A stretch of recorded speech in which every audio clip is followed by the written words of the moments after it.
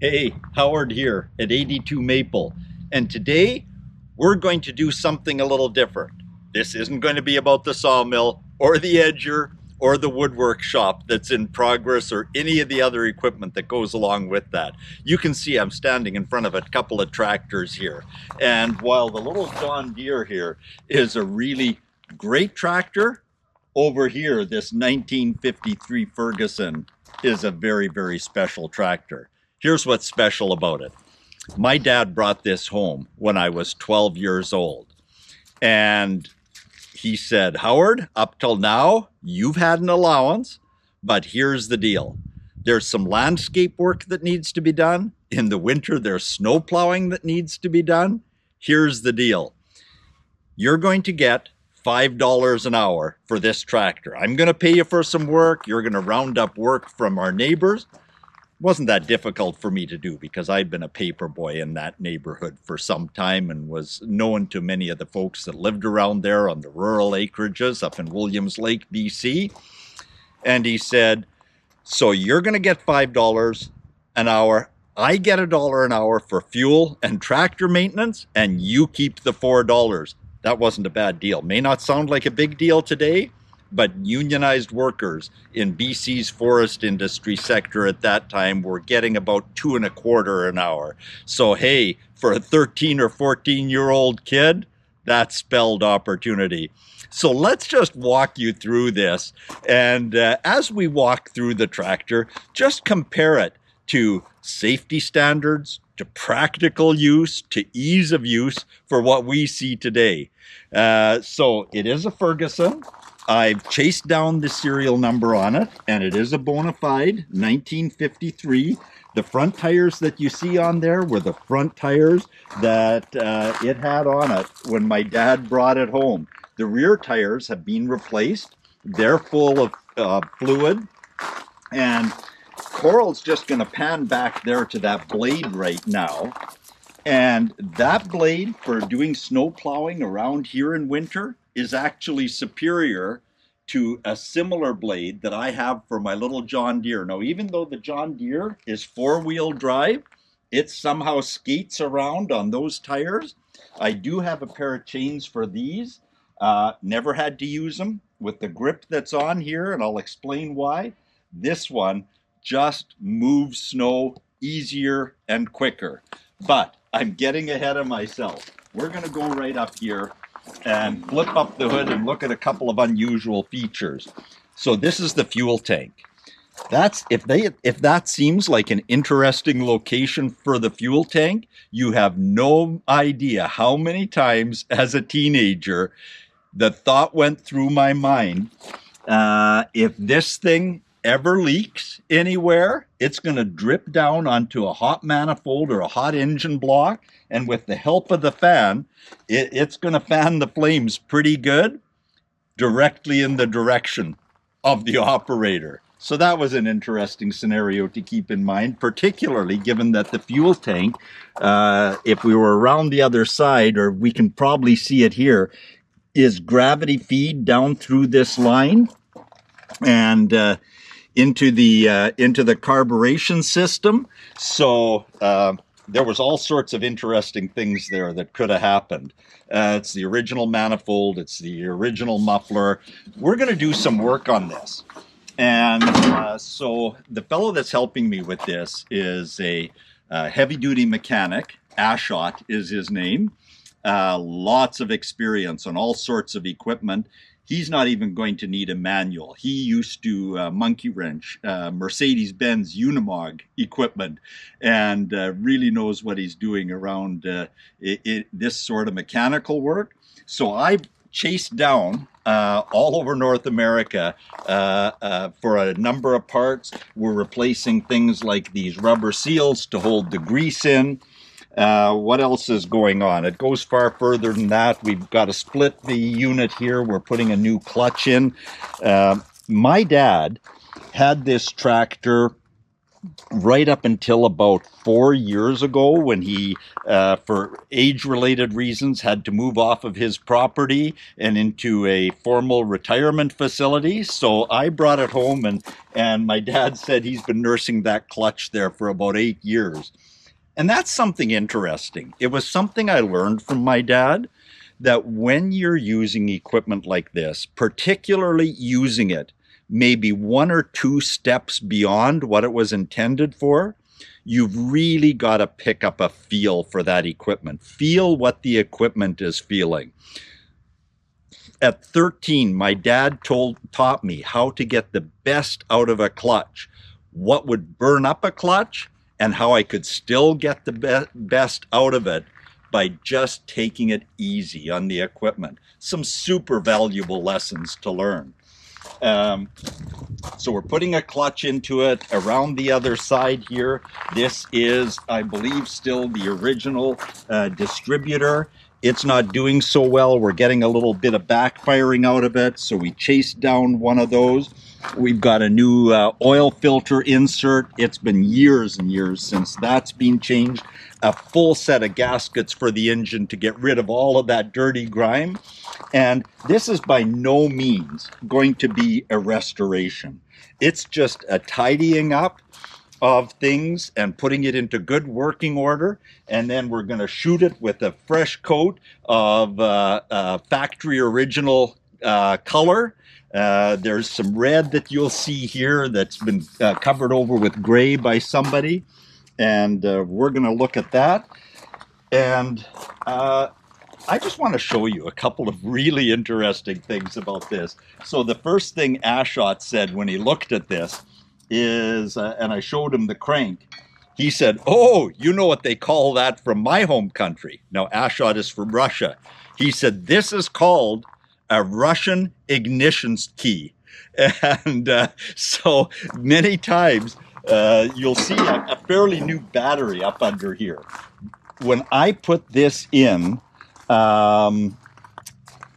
August, it's dated August 2017. I actually put it in 2018. It was the first new battery that had ever gone into this tractor.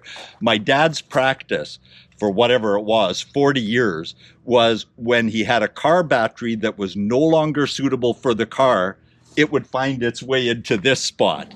And so many times on a cold winter day in Williams Lake, that wasn't going to do it. So out came this, and it still works. I'm not going to run you through it today, and as you can tell, I've not used this for a while, but my dad taught me how to safely crank this and instructed me on exactly what would happen if the engine kicked back and what would result here right around the wrist area. So those were just great learnings, to always be very conscious about what you're doing around equipment. Great learnings for a 13, 14-year-old boy. Couple of other interesting things. So for tractor operators, you'll recognize that as the throttle, the clutch, and in a minute, Coral will come around and we'll take a look at this brake. But right now, we're just going to look at this for a minute. So this is an independent wheel brake. You'll see one on the other side as well. And man, there's been a number of times I wished my little John Deere over here had this, because when I need to do a sharp turn with this tractor, particularly if on a pull with some snow and I have to go around a corner, I can just brake one wheel, and more than doing a sharp turn, so sharp in fact that this entire tractor will pivot right on this wheel, and I can do a 360 right here.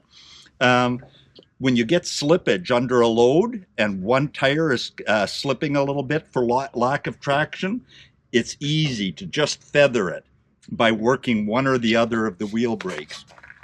Really super uncomplicated. Here's the brake. And so where's the parking brake? It would be this right here. Just notches in, and you push down and it self-releases.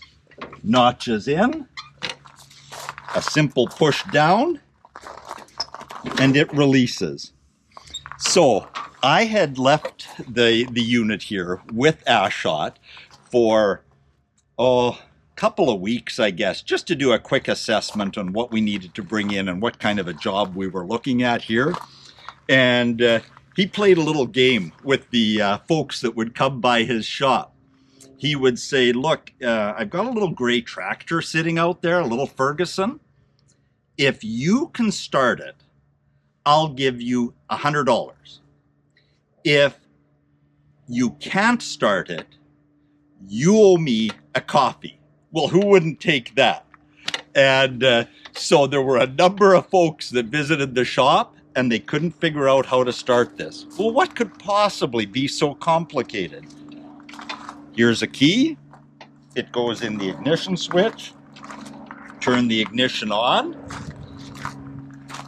And now Coral's going to zoom in on the gear shift lever. So we have first, we have second, we have third, we have fourth, we have reverse. There's one position left on the gear shift lever. That would be straight forward from here. And that's how you start a Ferguson.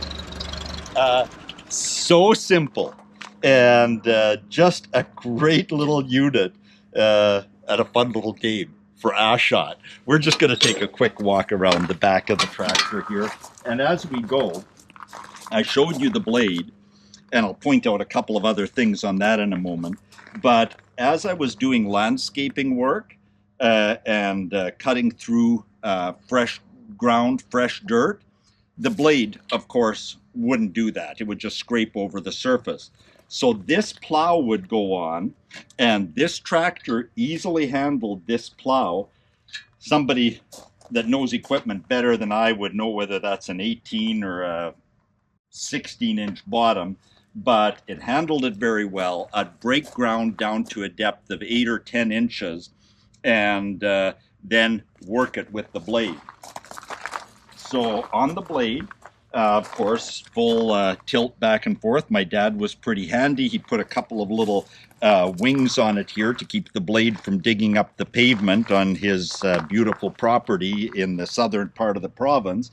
But he also put this on here, and these held some cement blocks, each of which weighed about 100 pounds, about as much as a person could handle if they were feeling really good. They'd go on there at the beginning of the winter, and in fact, most years stayed on for landscaping purposes, just to give a little extra bite.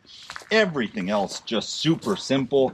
Our blade adjustments, somebody had to reinforce this along the way. Again, I'm not going to do anything with any of that on the rebuild. I just want a really great serviceable tractor that's in great shape, and we'll start like it just did now. For tilt adjustments, this has worked consistently well now for all the time. So we're going back 42 years for me using this tractor, and it's as smooth and serviceable as it is today. Whereas on other comparable units I've used of other makes, it's get out a wrench and really apply some torque to it. So a terrific little serviceable unit. And here we go. This is the last time this tractor will look like this on a video. And it's going to have a different color. It'll work a little more reliably. But in the theme of 82 maple, which is where we look after all 8 fingers and 2 thumbs, one last thing.